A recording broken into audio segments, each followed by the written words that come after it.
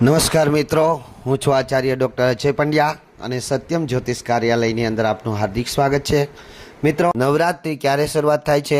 નવરાત્રિનું વ્રત કોણે કરવું જોઈએ? નવરાત્રિનું વ્રત કરવાથી શું ફળ મળે છે? અને નવરાત્રિનું વ્રત કરવા માટે આપે કેવી કેવી તૈયારી કરવી જોઈએ? મા નવદુર્ગાની આરાધના કઈ રીતે કરશો? માના કયા સ્વરૂપનું કઈ રીતે પૂજન કરશો? તેમજ પૂજાની અંદર કઈ કઈ સામગ્રીઓની જરૂર પડે છે? અને ઘટ સ્થાપનાનું સાચું મુહૂર્ત ક્યારે છે અને આપ એની પૂજા કરવાથી શું ફળની પ્રાપ્તિ કરી શકશો? આ સર્વત્ર વાત લઈને હું આપની સમક્ષ આવ્યો છું. મિત્રો, આપ જાણો છો તેમ આખા વર્ષમાં 4 નવરાત્રિ આવે છે.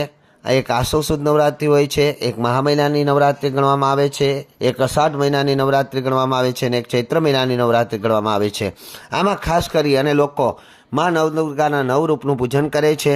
આ નવદુર્ગાના નવરૂપનું પૂજન કરવા માટે આપે ખરેખર કળશના રૂપની અંદર માતાજીનું સ્થાપના કરવી જોઈએ. માતાજીનું આપ મૂર્તિ હોય તો તેની પણ સ્થાપના કરી શકો છો.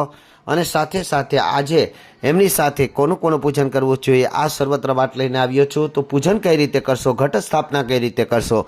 તો મિત્રો, પહેલાં એક બાચોટ અથવા તો પાટલો લેવાનો, તેની પર લાલ અથવા તો લીલું સ્થાપન પાથરવાનું, એક કળશ લેવાનો, એક કળશની અંદર સ્વસ્તિક બનાવવાનો, માતાજી ના નવરૂપના 9 ચાંદલા કરવાના, સાથે સાથે તેની ઉપર 5 પાલવ અર્પણ કરી, એક શ્રીફળ અર્પણ કરી અને માતાજીની ચુંદડી બાંધવાની અને કળશને મોલી પણ બાંધી દેવાની, એટલે કે નાળા છડી તેને બાંધી દેવાની.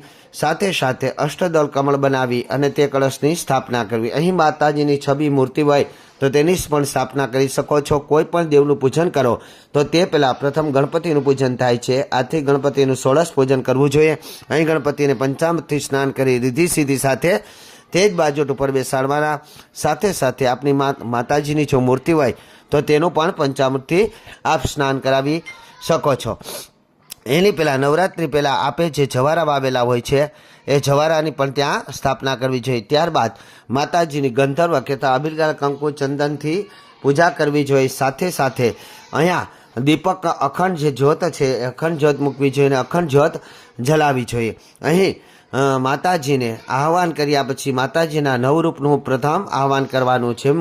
પ્રથમ શૈલપુત્રી ચ, દ્વિતીયમ બ્રહ્મચારિણી, તૃતીયમ ચંદ્રઘંટેથી, ચતુર્થ કુષ્માંડેથી, સ્કંદ માતેચુ, પંચમમ ષષ્ઠમ કાતિયાની, સપ્તમ કાલરાત્રિ, અષ્ટમ મહાગૌરી અને સિદ્ધદાત્રી નવમ. એટલે 9 નવદુર્ગાના સ્વરૂપનો આહવાન કરી પ્રથમ સંકલ્પ કરવાનો હોય છે કે આજ રોજ હું મા નવદુર્ગાની પૂજા માટે થઈ અને મા નવદુર્ગાની પ્રસન્નતા માટે થઈ અને આ નવરાત્રિની ઉપાસના કરીશ. અહીં ઘટ સ્થાપનનું શુભ મુહૂર્ત ક્યારે છે? તો રવિવાર એટલે કે તારીખ 15/10/2023ના રોજ સવારે 11:44 લઈ અને બપોરે 12:30 મુહૂર્ત સુધીનું મુહૂર્ત સર્વશ્રેષ્ઠ મુહૂર્ત છે.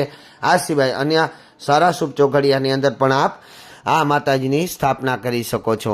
સાથે સાથે માતાજીની આરતી ઉતારી માતાજીને નૈવેદ્યની અંદર ખાસ કરી અને પતાસા અવશ્ય ધરવા, ખાસ કરીને દૂધનો અને ખીરનો પણ ભોગ આપ અર્પણ કરી શકો છો. આ સિવાય માતાજીના જે 9 રૂપો છે એ 9 રૂપનામાં કયા દિવસે આપ કયા માતાજીનું કઈ રીતે આપ એની પૂજા કરી શકો છો એ વિડીયો પણ હું આપની સમક્ષ રજૂ કરીશ. પરંતુ આજે ઘટ સ્થાપના વિશે હું આપને જણાવી રહ્યો છું. મિત્રો, તો આ સાથે માતાજીના જે છબી છે એની અંદર કુમકુમ તિલક કરી અને માતાજીને ઉપસ્થ અર્પણ કરાવી માતાજીની પર ચૂંદડી અર્પણ કરી છે. આ દિવસે માતાજીને ફળનો ભોગ પણ આપ અર્પણ કરી શકો છો.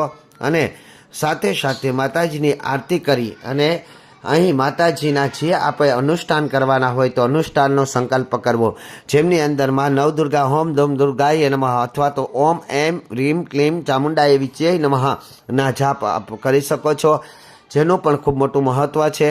તો આપ આ નવરાત્રિનું ઉત્તમ વ્રત કરી આપની કુલદેવીના સ્વરૂપની અંદર પણ નવદુર્ગાનું પૂજન કરી શકો છો. જો આપની કુલદેવીનો ફોટો અથવા તો કુલદેવીની મૂર્તિ હોય તો આપ એની પણ સ્થાપના કરી શકો છો. તો આપ ઘટ સ્થાપનની સાથે સાથે માં નવદુર્ગાની આરાધના કરવાનો સંકલ્પ કરો, જેથી કરીને માં નવદુર્ગાની કૃપા આપની પર વરસતી રહે ને માં નવદુર્ગાની કૃપાથી કરી આપ સર્વ સુખ સમૃદ્ધિને પ્રાપ્ત કરો એવી શુભેચ્છા સાથે સર્વને જય માતાજી, જય શ્રી કૃષ્ણ, જય નારાયણ.